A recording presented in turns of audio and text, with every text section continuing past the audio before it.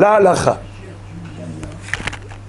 Lorsqu'une personne a mangé et elle a fait la bracha de boré miné mezonot, ou la bracha de boré peri haetz, ou la bracha de sheakol niya bidvaro, ensuite elle est sortie à l'extérieur. Elle veut continuer, elle veut manger encore. Nous avons une règle que le shinui makom, c'est considéré un hefsek. Shinui makom, un changement de lieu, c'est considéré comme un hefsek. Et donc, même si elle est revenue au premier endroit, eh bien, il faut recommencer la bracha, la première bénédiction, mais pas dans tous les cas de figure. Pour mezonot, elle n'a pas besoin de recommencer.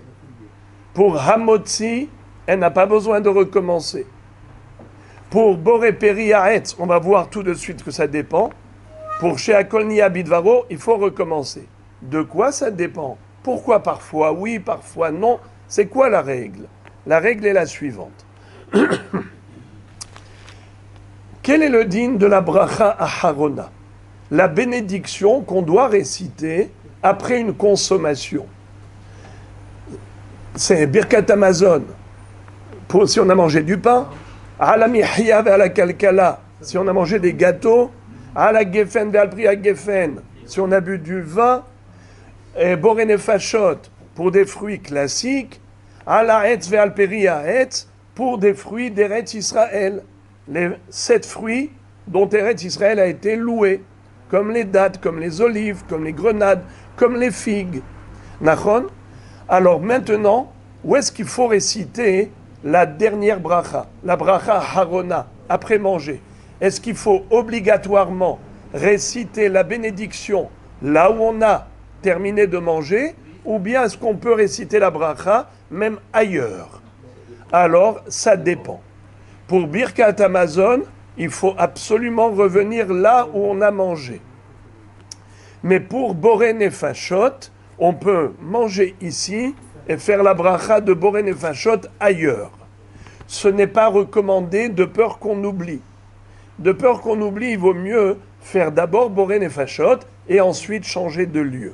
Mais sinon, dans l'absolu, il n'y a aucune obligation de revenir pour faire boré nefashot là où on a mangé. C'est la raison pour laquelle, lorsqu'une personne a fait la bracha de Hamotzi lechem min haaretz, et ensuite elle a changé de lieu, et elle revient, elle n'a pas besoin de refaire Hamotzi lechem min haaretz. Pourquoi? Parce qu'elle est toujours restée attachée au lieu d'origine, puisqu'elle était obligée de revenir pour faire Birkat Hamazon. Ça veut dire qu'elle n'a pas coupé le cordon ombilical avec l'endroit où elle a mangé le pain. Alors elle n'a pas besoin de refaire Hamotzi, puisque de toutes les façons, il n'y a pas eu d'interruption, même s'il y a eu changement de lieu, étant donné qu'elle était obligée de revenir de toutes les façons pour faire Birkat Hamazon. Donc il n'y a pas eu d'interruption. Ce n'est pas la peine de recommencer la première bracha de Hamotzi lechem min haaretz.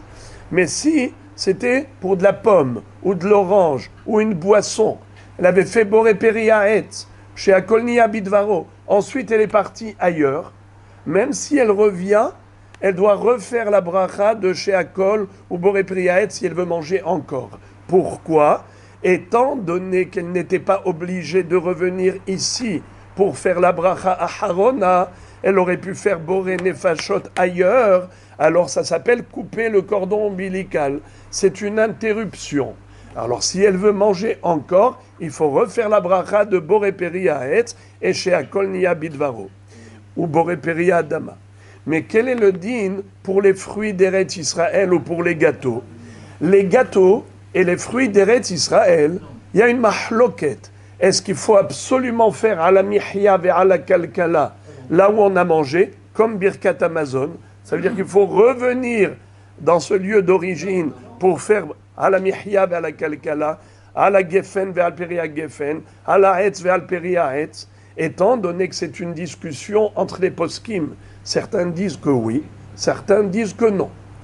Et étant donné que c'est une mahloket, alors on dit safek berachot lehakel.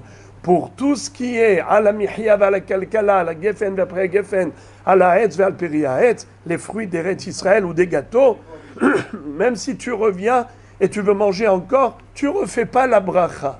Pourquoi tu ne refais pas la bracha?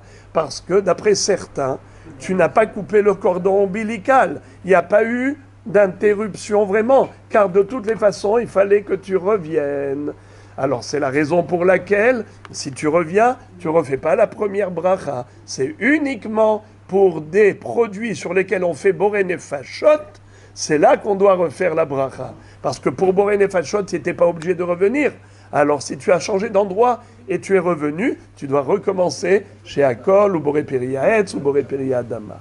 Vous avez compris la réponse? Quelle est la différence entre Mezonot, Hamotzi et les autres produits? Si on est au milieu du repas et quelqu'un va aux toilettes, alors pour les toilettes, c'est pareil. Pour ce qui est chez Akol Nia Bidvaro, Boré Periahetz, Boré Periadama, pour des fruits normaux, eh bien, il va aux toilettes, il revient, il faut refaire la bracha de chez Akol de Boré Periahetz. Mais pour ce qui est Motzi et Mezonot, non. Les fruits d'Eretz Israël non plus. Pourquoi?